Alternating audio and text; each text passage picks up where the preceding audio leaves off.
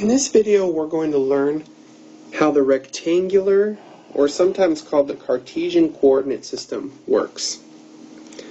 Okay? The Cartesian coordinate system looks like this. I've already drawn one here, but I want to draw another one just so we can write on it more. Okay. We have something called the x-axis, which is this horizontal line right here. And we have something called the y-axis, which is this vertical line right here. Also, we have 4 quadrants. Now, these 4 pieces that this breaks up are called quadrants. This one is quadrant 1. I'll just use Roman numerals. This one is quadrant 2. This is quadrant 3, and this one is quadrant 4. If we count to the right, we call that the positive x-axis, and we denote it with positive numbers. 1, 2, 3, 4. If we count to the left, those are negative, so -1, -2, -3, and -4. When we count up, it's positive. 1, 2, 3, 4. When we count down, it's negative. -1, -2, -3, -4. We use this to draw pictures and to visualize two-dimensional space. Okay, this is the whole point of using this coordinate system, is so that we can draw dots on there, and eventually so we can draw lines and other sorts of shapes. How do we plot points?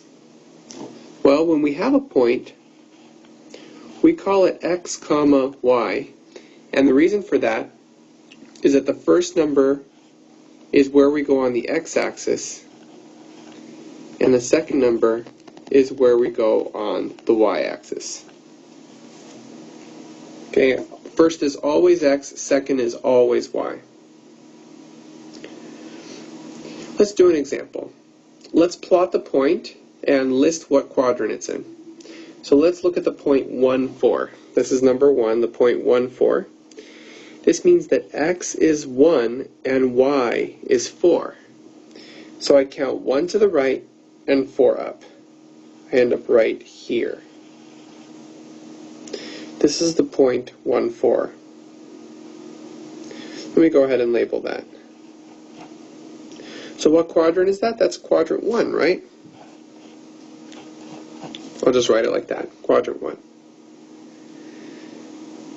Let's try another. -4, 3. -4, we go 4 spaces back, 1, 2, 3, 4, and then 3 means we go 3 up.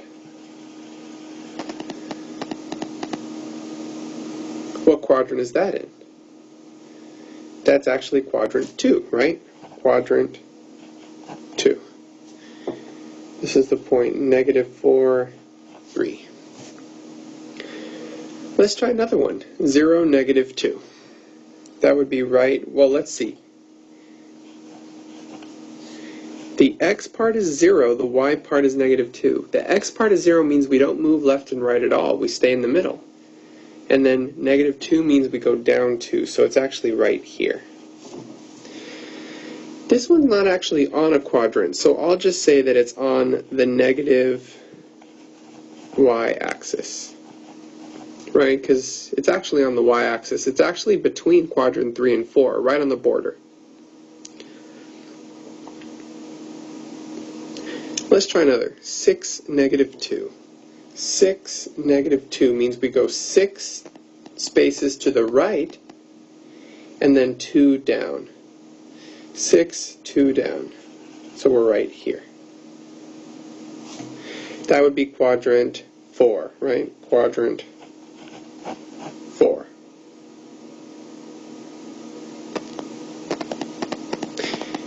Last point. How about 0, 0? So 0, 0 means that we don't move left or right, or up or down, right? We actually stay right in the center. let me label these. This was 0, negative 2. This is 6, negative 2. And this one is 0, 0.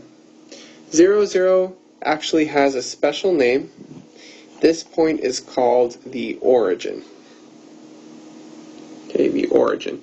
We call it the origin because it's where you start from before you count to whatever point that you're looking for. Okay? So hopefully that was useful. I want to do one more set of problems for you guys. These will be quite simple.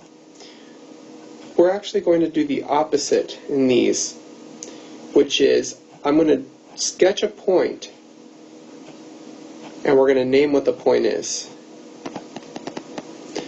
So what about this one and this one and this one? I'm going to call this A, I'm going to call this B, I'm going to call this C. One more. This one is D.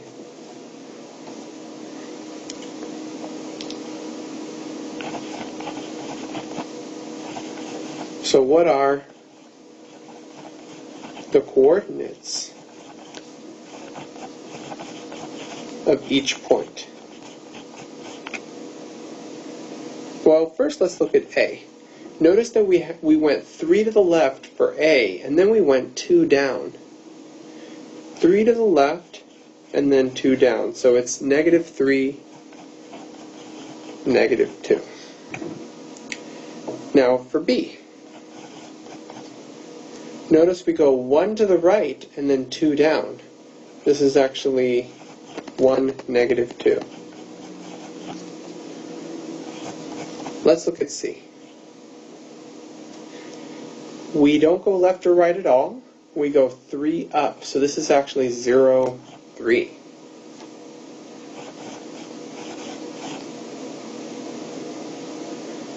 Let's look at D finally. Now this one, we go 2 to the left, but then we don't go up or down at all. So this one's actually negative 2, 0.